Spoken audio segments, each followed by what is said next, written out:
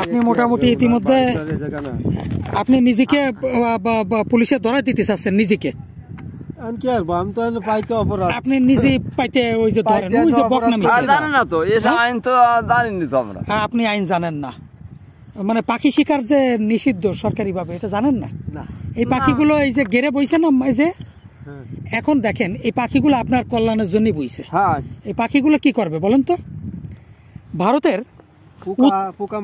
পোকামাকড় খাবে, আরো অনেক কাজ আছে। দেখেন আপনি ভারতের উত্তরপ্রদেশে যখন আকাশের দিকে কৃষকরা তাকায় থাকে, কোন জায়গা? আকাশের দিকে তাকায় থাকে কোন এলাকার মানুষ? ভারতের উত্তরপ্রদেশের কৃষকরা। যখন ওই সূর্য নেমে যাচ্ছে কাপড় গায়ে দেবেন। আচ্ছা চলেন আমি কথা বলতে লাগি। তো চলেন আপনি কাজ করেন আর আমি কথা বলি। তো ভারতের উত্তরপ্রদেশের কৃষকরা আকাশের দিকে তাকায় থাকে, যখন দেখে যে আকাশের ঝাঁকে ঝাঁকে পাখি আসতেছে, তখন তারা কি করে জানেন?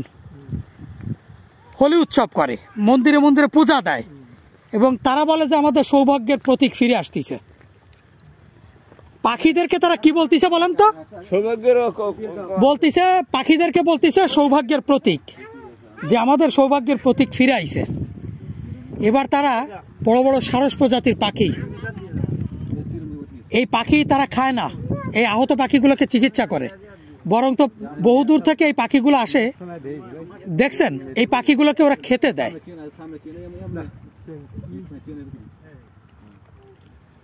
তো প্রায় বিশাল একটি ঘের, এই ঘেরটি লিজেনিয়া ভাই, এই গেটটি নিজে যে কৃষি রয়েছে না। আপনি বসেন, আপনি বসেন, আপনি কাজ করেন।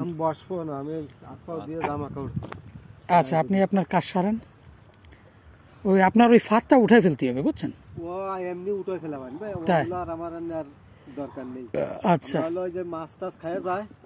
আমরা প্রত্যেকটা কালো কালো মানে হচ্ছে কি ওই পান কৌড়ি,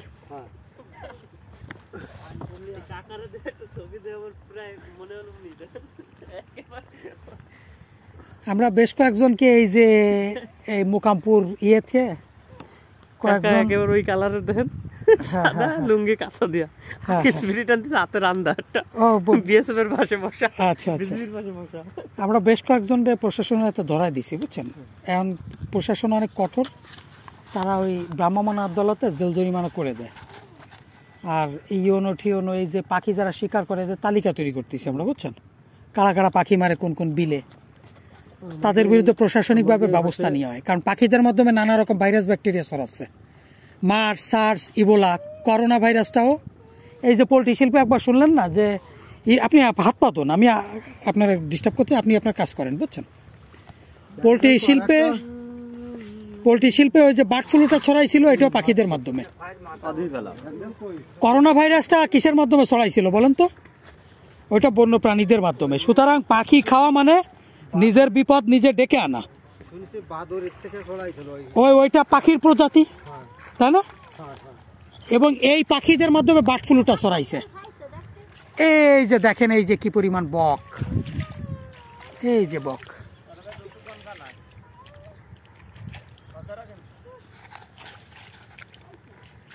কুয়াশার কারণে দেখা যাচ্ছে না এই বকগুলা। এই যে প্রচুর পাখি ছিল আগে, অনেক প্রজাতির পাখি, এখন নাই, কমে গেছে।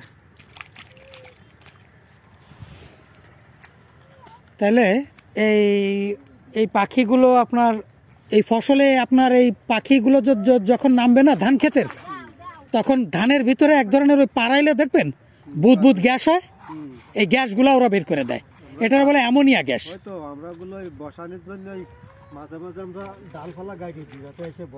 হ্যাঁ, তো ওই অ্যামোনিয়া গ্যাসটা বের হয়ে গেলে কি হয় জানেন? ধানের ফলন ভালো হয়, ওরা আগাছাও দমন করে প্রচুর। তারপর যে পায়খানাগুলো করে, ও তো জৈব সারের চাহিদা পূরণ হয়। আপনার এই পাখিগুলো যত দাঁড়াইতে দেবেন তত কি হবে কলম বলুন তো? ওই জায়গাটায় সার শক্তি হবে, পোকামাকড় দমন হবে, অনেক উপকার আছে। সৃষ্টিকর্তা এদেরকে আমাদের কৃষি সুরক্ষার জন্য পাঠাইছে, এদের মাংস খাওয়ার জন্য না। মাংস খাওয়ার জন্য অনেক প্রজাতি আছে, বুঝতে পারছেন? এই জন্য এইগুলো কৃষি সুরক্ষা এত বেশি কাজ করে, যার কারণে এগুলা কৃষকদের কথা চিন্তা করেই এগুলা শিকার করা নিষিদ্ধ। সুতরাং আজ থেকে আপনি যেহেতু জানলেন, আপনি আর পাখি শিকার করবেন না, বুঝছেন। আর পাশাপাশি আপনার এলাকায় কারা কারা পাখি শিকার করে, এই যে আমরা লিফলেট দিয়ে গেলাম, মাছের জন্য ওরা পড়ে ওই দেখা যাচ্ছে যে আইসে হয়তো 2-1টা বাইদে পড়ে। হ্যাঁ, এইবার বোঝেন এতেও উপকারিতা আছে আপনার। আমার একটা পোলট্রি ফার্ম ছিল, তা আমি কি করতাম কি জানেন, প্রত্যেকদিন সন্ধ্যার সময় একবার করে একটা থালায় বাড়ি দিতাম। বাড়ি দিলে সব মুরগি দৌড়াদৌড়ি শুরু করে দিত। আমি তখন চুপ করে বসে পড়তাম। বসে পড়ে দেখতাম যে কোন মুরগিটা দৌড়াচ্ছে না, ঝিমায় রয়েছে, মানে দাবরটা দিলেই শনাক্ত করা যাইতো এটা অসুস্থ, এটা পিছনে পড়ে যাইতো। তখন ওটার খপ করে ধরে আলাদা করতাম, ওটার ট্রিটমেন্ট দিতাম।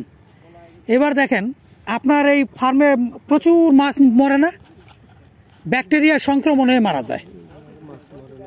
সব জায়গায় মরে, অনেক জায়গায় মরে, ব্যাকটেরিয়া সংক্রমিত হয়ে মাছ মারা যায়। এখন এই ব্যাকটেরিয়া আক্রান্ত মাছগুলো হয় দুর্বল, গুই সাপ নামে দাবর দেয়। দাবর দিলে ভালো সুস্থ মাছগুলো, আপনার ওই যে চিংড়ি আছে তাই না, না ওই যে অন্য যে সিস্টেমগুলো আছে, সুতার সাথে ইপ লাগাই দেবেন, ওই যে পলিথিন বাইর দিয়ে দেবেন, আসবে না।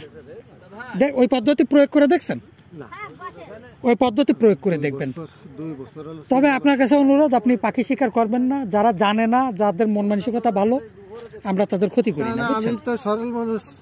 আপনি সরল মনের বলে দিচ্ছেন, আর আমার গোপন করে কি লাভ? না, আপনার কোনো অপরাধ তো ধরা দিতে গেলে তার নিজে ধরা দিতে হয়। আমি 2-3টা বাদায় খাইছি। আপনি সুন্দর কথা বলেছেন, সুন্দর কথা বলেছেন। এটা আমাকে ধারে পাশে কেউ করে না। ওই রাত্রি যে পাখির একটা ডাক আছে, মানে মোবাইলের ডাক দিয়ে ফান টান, ওরা ওই নিচে 2 গ্রুপ করে দৌড়ছিলাম এখান থেকে, বুঝছেন।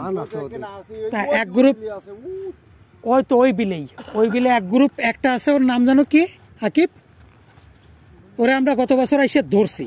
আর আমাকে জায়গা লাইট মাইট মারতে হয় তো রাত্রি, এই জন্য ওই রাত্রেবেলা কোনো পাখি আমাকে জায়গা আসে না। ওই বিলে এসে ওরা আমরা গত বছর ধরছি। তো ওর আচরণ ঠাচরণ কথাবার্তা দেখে প্রথমে বুঝতে পারে নাই যে আমরা কারা।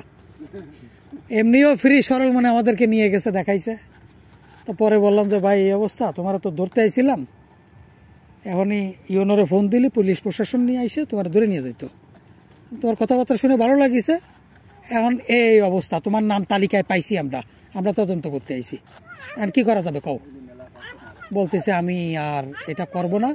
আমি বললাম তোমার পাশে আর একটা জালের বহর দেখলাম, এই লোকটারে কি করবা? বলতেছে ও, আমি নিষেধ করে দেখি, যদি শুনলো তো শুনলো, না শুনলেই আপনারা পরে এসে প্রশাসন নিয়ে বন বিভাগ নিয়ে ধরে নিয়ে যাবেন, ঠিক আছে। তারপরে হচ্ছে কি এই অবস্থা। যাক, ওরা আজকে ফোন দেবো।